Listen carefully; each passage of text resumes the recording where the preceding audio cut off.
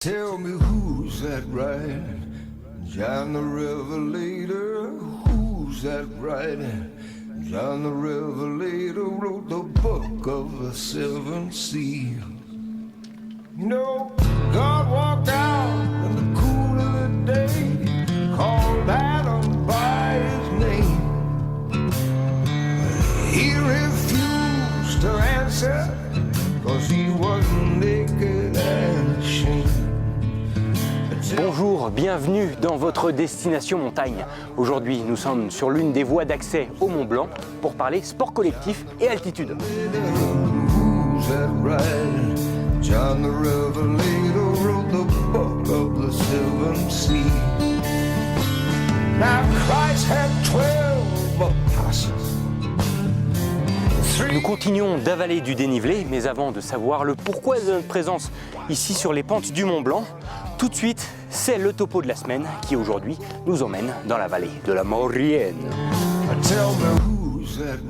Entre les vallées de Maurienne et de Tarentaise se trouve le sommet du Cheval Noir à 2832 mètres d'altitude. Une randonnée sans difficulté majeure et qui offre l'un des plus beaux panoramas sur l'arc alpin. Avec un dénivelé positif de 850 mètres, il faudra compter entre 3 et 4 bonnes heures de marche pour faire l'aller-retour au sommet. Et pour commencer, on pose la voiture au col de la Madeleine, côté Saint-François-Longchamp. Direction les remontées mécaniques par une piste qui part plein est. Attention toutefois, un large chemin nouvellement tracé croise votre itinéraire, mais lui ne permet que de redescendre dans le vallon. Une fois passé sous les remontées mécaniques, on poursuit vers l'est par un petit replat au pied du cirque de la Grande Combe où s'entassent les éboulis de la falaise du Cheval Noir juste au-dessus.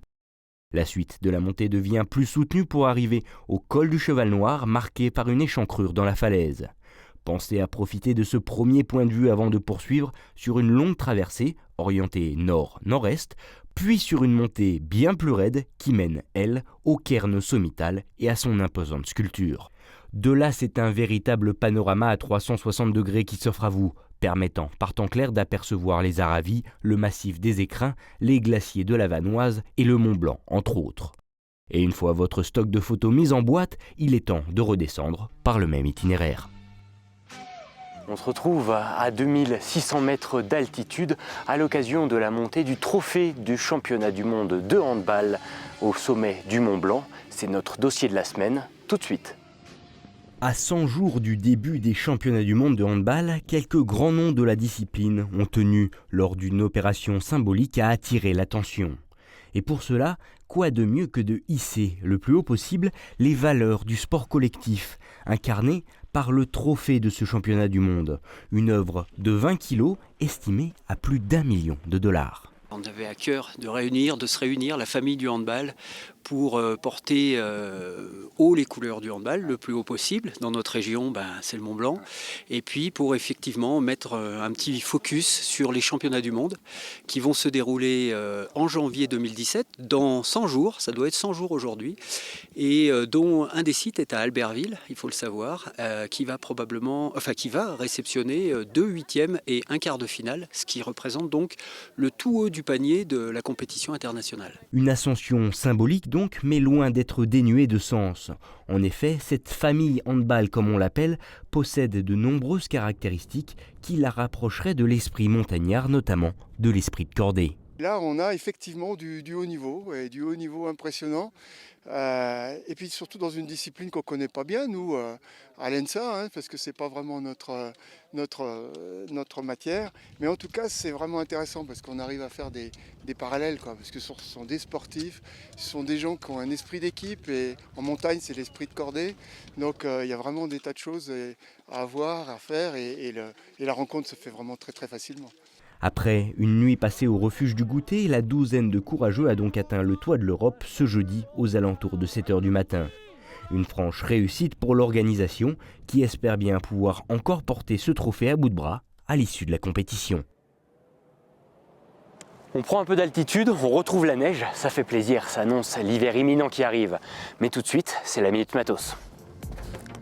Vous cherchiez la tente la plus minimaliste et la mieux protégée qui soit, voici le résultat du travail d'une start-up suisse qui s'est inspirée du système d'isolation des combinaisons spatiales.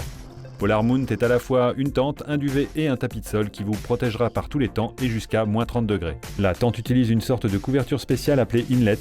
Elle a une face intérieure qui se substitue au duvet traditionnel formé d'une couche respirante et qui laisse passer la vapeur d'eau tandis que la face extérieure, elle, est imperméable. De plus, une ouverture de ventilation permet aussi de garantir une température intérieure approximativement constante, évitant ainsi aux occupants de transpirer. Mais ce n'est pas fini. Les ingénieurs ont aussi pensé à votre petit dos, car en plus d'être confortable et auto-chauffée, cette tente réussit le pari de garder un poids raisonnable pour les randonneurs, entre 3,9 kg et 5,2 kg selon les modèles. Cet exploit technologique a été salué par l'ensemble des professionnels du secteur, décernant à Polar Mount le Gold Industry Award du dernier salon européen Outdoor 2015. La tente est pour l'instant prévue pour une seule personne, mais une version familiale est déjà en cours de développement. La date de sortie du premier modèle est prévue pour octobre 2016, c'est-à-dire très bientôt.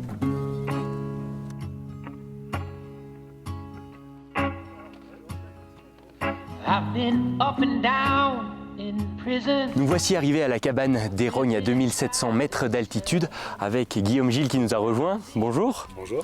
C'est vrai qu'aujourd'hui on n'a pas l'habitude de voir des handballeurs en haute montagne, mais pour le coup c'était vraiment symbolique. C'est une opération qui vous tenait à cœur à quelques semaines, quelques mois des championnats du monde en France. C'est vrai que monter au sommet du Mont Blanc avec ce beau trophée, pour vous ça vous tenait à cœur.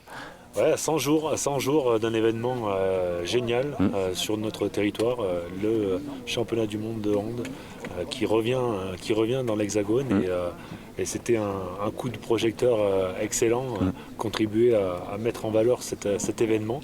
Un événement qui sera fort au niveau de la compétition parce que la France est tenante du titre et qu'en même temps elle revendique de pouvoir à nouveau conserver ce trophée et puis symbolique parce que l'idée de monter ce trophée dans une cordée qui rassemble la famille du handball sur le toit de l'Europe, je trouve que le symbole est assez fort et le parallèle assez simple entre le handball qui est une activité qui gagne et qui est auréolée fraîchement d'une double médaille d'argent aux derniers Jeux Olympiques et de pouvoir retrouver l'ensemble des gens qui font le handball sur une cordée, se challenger face à ce défi qui est d'arriver au sommet du Mont Blanc. Alors c'est vrai qu'on parle beaucoup de famille du handball, on parle beaucoup d'esprit de cordée.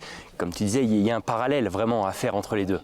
On est, je crois, un des sports co où la notion de collaboration et de solidarité sont essentielles. Et en montagne, on sait que malgré le peu d'expérience que j'ai et vu l'entraînement que les guides de l'ENSA nous ont fait subir, on se rend compte de l'importance de coordonner ces mouvements, d'être ensemble, d'être à l'écoute des uns et des autres pour avancer et pour franchir les étapes qui nous restent avant l'ascension finale. Alors justement, vous vous êtes acclimaté, vous vous êtes préparé pour cette ascension. Concrètement, le programme des derniers jours, ça a été quoi ? Ouais, ça a été une arrivée avec déjà un gros brief sur ce qui nous attendait, sur le matériel qu'on allait devoir emmener, à savoir dans le sac à dos, mais aussi ce qu'on allait devoir porter comme équipement, avoir un équipement qui soit adéquat et qui soit de nature à nous faire supporter les conditions climatiques de la haute altitude, de la haute montagne. Et puis derrière, ça a été une journée déjà d'exercice au niveau du refuge Torino, en étant passé sous le tunnel du Mont Blanc, Courmayeur, la Skyline qui nous a monté d'un coup d'ascenseur à 3005. Une belle journée qui nous a permis d'expérimenter tout notre matériel, le cramponnage, le piolet.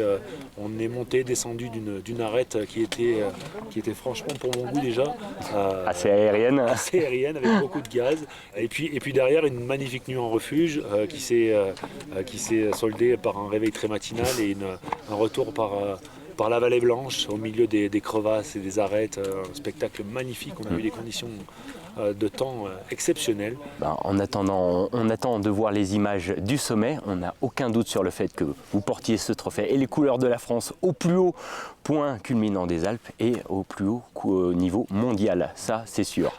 En tout cas, merci à vous. Et puis, c'est vrai que ce trophée, ce beau projet, on espère pouvoir le réaliser d'une part pour vivre cette expérience humaine entre nous et puis en même temps pour continuer à mettre le focus sur une activité qui est en plein développement et qui a besoin aussi de s'ouvrir à tout un tas d'autres publics Et le mondial en janvier 2017 sur nos terres est une magnifique occasion. Merci beaucoup Guillaume pour ces précisions.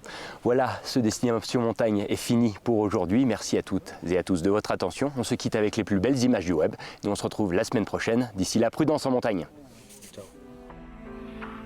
On commence notre tour du web avec ce qui pourrait bien être les plus belles images du toit du monde. En effet, Elia Saïkali revient cette année sur sa 6e expédition sur l'Everest. L'homme dont le carnet de course compte 5 des 7 sommets les plus hauts de chaque continent nous prouve donc une fois de plus qu'il est l'un des meilleurs réalisateurs alpinistes de la planète.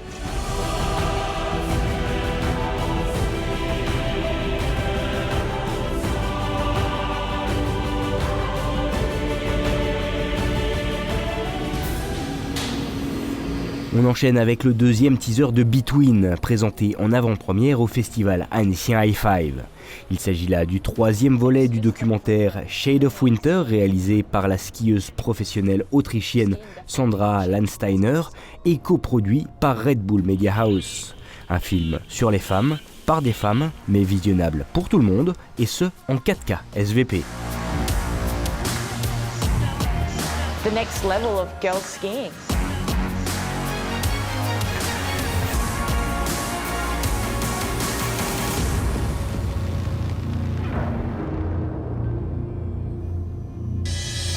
Enfin, on a cliqué pour vous sur le compte-rendu de la première édition du North Face Mountain Festival. Alpinisme, escalade, canyoning, mais aussi projection de films et grosse ambiance étaient au rendez-vous. Une chose est sûre, on attend la seconde édition avec impatience, vivement 2017.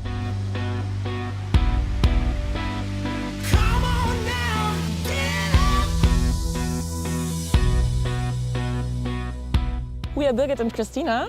And we just arrived at the North Face Mountain Festival and we're so excited to be here.